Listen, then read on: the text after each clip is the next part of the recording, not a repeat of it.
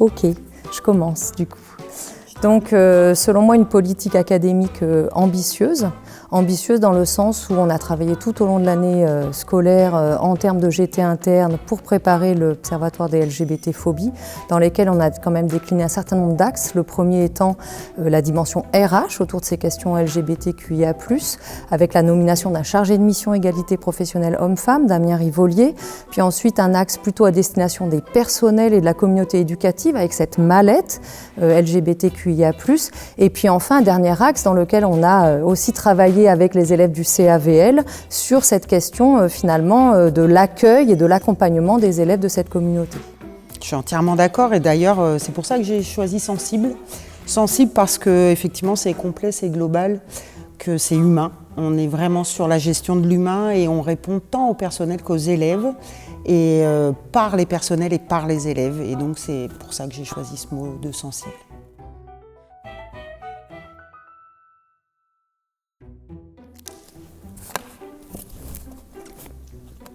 On se rejoint, Myrtille. Alors moi j'ai choisi le mot sentinelle, je commence. Sentinelle, c'est un dispositif qui a été mis en place par les élus du CAVL. Le vrai terme, c'est les sentinelles du bien-être.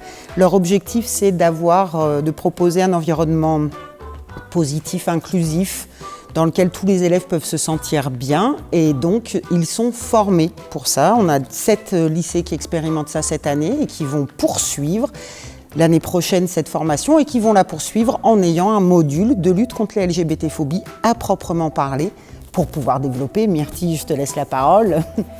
Donc pour ma part, le mot choisi c'est alliance et effectivement alliance et sentinelle du bien-être vont travailler de pair. L'idée d'une alliance, c'est l'idée de faire un environnement sécurisé au sein de l'ensemble des établissements qui souhaitent développer ça, à l'image de ce qui s'est fait en particulier en Amérique du Nord, au Canada, avec du coup des personnels qui sont formés, des élèves qui sont formés, donc qui seront sans doute les sentinelles du bien-être, et puis avec aussi vraiment un maillage sur le territoire et les associations locales qui peuvent participer à permettre un espace, on va dire, d'écoute, sécurisé, d'accueil et d'accompagnement des élèves de la communauté LGBTQIA+.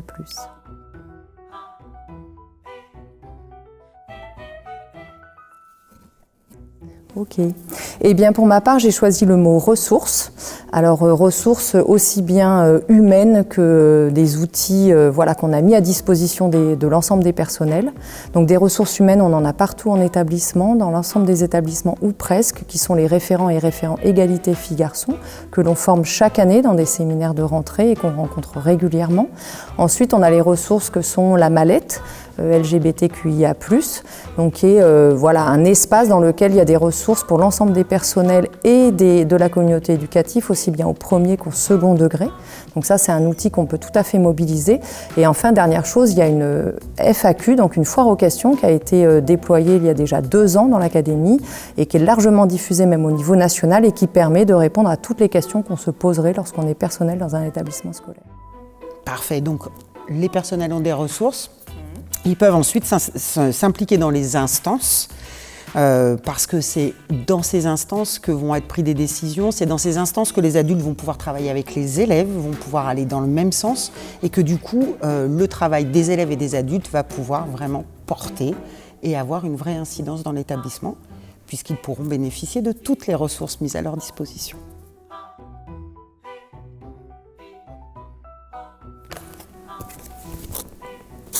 Pas mal. Alors je vais commencer. J'ai choisi cohérence, je te laisserai terminer par la continuité. J'ai choisi cohérence parce que c'est à ça qu'il faut qu'on s'accroche maintenant. Je pense qu'il faut qu'on s'attache vraiment à ce que le travail qui a été entamé cette année, enfin qui a été continué cette année, se poursuive dans la cohérence et qu'on ne s'éparpille pas et qu'on ne se fasse pas la guerre entre dispositifs. Nous sommes bien là pour que nos élèves et nos personnels se sentent bien dans leurs établissements et puissent se reconnaître en allant travailler tous les matins. Donc, nous travaillons tous ensemble et nous devons être cohérents dans nos actions. Et continuité parce que finalement cette année on a déjà mis en place un deuxième observatoire des LGBT-phobies. Donc on espère et on travaille dans l'idée d'en mettre un troisième en place sans doute au mois de mai 2025 avec voilà, une feuille de route qui monte encore en puissance. On a déjà le volet RH, on a déjà les mallettes voilà, pédagogiques, on a déjà les sentinelles du bien-être et les alliances qu'on expérimente et qu'on va essayer de faire grossir en termes de dispositifs, en cohérence effectivement.